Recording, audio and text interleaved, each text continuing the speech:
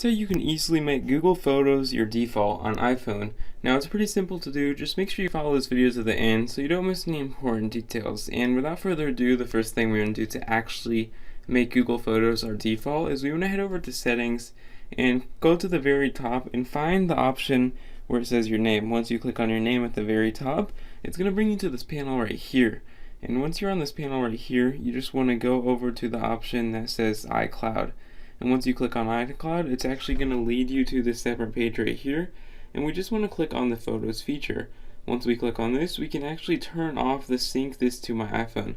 Once we turn this off, it will basically allow you to make Google Photos your default photos. In this case, I don't want to, so I'm going to click cancel. And once you've done that though, you want to go over to the Google's Photos app itself. You just want to open up the app like so.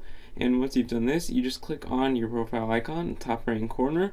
And then from here, what you want to do is you click on Google Photos settings. Now, once you click on this, you can actually choose the option to make Google Photos your default for your phone. And how you do this is you just want to go over to the option that says Default Apps, which is actually at the very bottom right here. Once you click on this, you can either choose the default app for photos, maps, or anything you want. If you want photos, you can click on Google Photos, click on the Get option, and this will basically set this feature to the default on photos. If you found this video helpful, leave a like down below and subscribe to the channel if you're new. Thank you so much for watching. We're trying to be the first ever to reach 1 million subscribers.